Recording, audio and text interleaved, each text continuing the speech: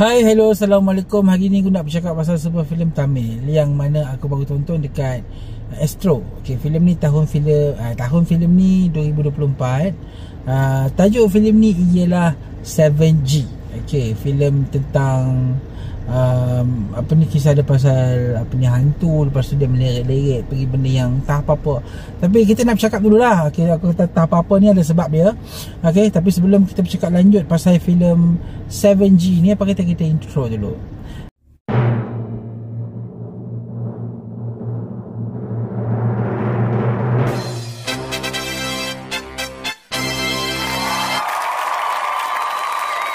Baik, horror, thriller dan juga filem-filem twist ni sudah menjadi satu benda yang kebiasaan untuk filem-filem Tamil.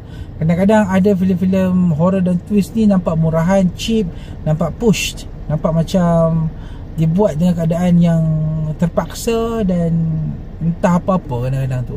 So 7G ni adalah filem yang macam tu. Okey, kisah dia pasal sepasang suami isteri yang telah membeli sebuah apartmen. Okey, 7G nombor rumah dia. Kemudian dekat rumah tersebut ada seorang perempuan macam kekasih gelap dia punya husband. Okey, buat jampi, ilmu guna-guna.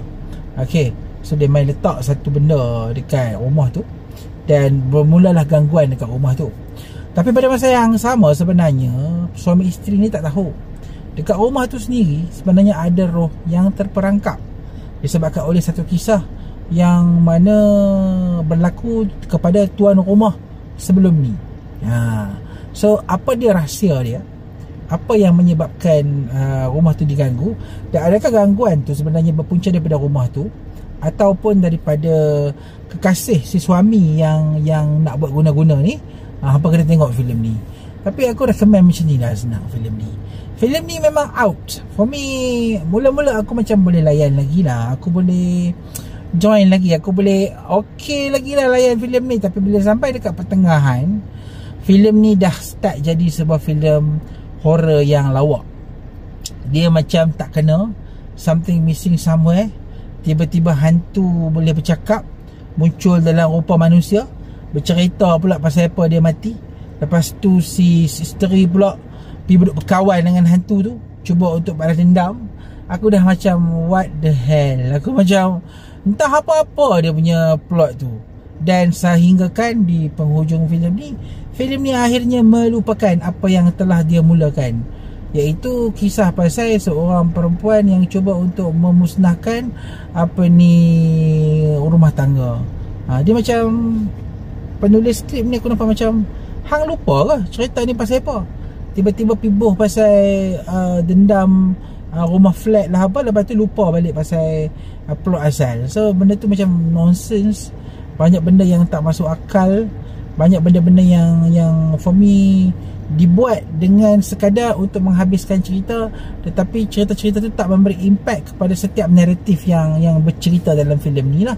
So aku bagi filem ni 2 bintang lah, boleh lah for me.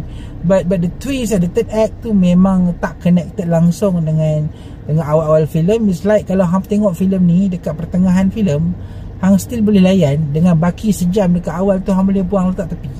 Macam tu lah. Nah, so aku rasa itu sahajalah aku review ringkas aku berkenaan dengan filem 7G.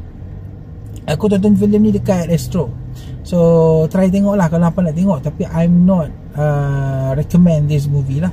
Entah apa-apa. Aku macam, kenapa filem Tamil sekarang filem-filem horror dia entah apa-apa Adakah dia orang cuba push sangat-sangat sampai nak buat filem horror, filem thriller, sampai terpaksa buat filem yang level sampah macam ni kan? At least buatlah sesuatu yang bagus kan? Sebab memanglah Tamil, filem-filem selatan India ni terkenal dengan filem-filem yang twist. Tapi make sure lah twist tu berguna dan berbaloi untuk kita sebagai penonton bayar tonton kan. So aku rasa itu sahajalah ke review ringkas aku berkenaan dengan filem 7G. Kita jumpa lagi di video akan datang. Assalamualaikum.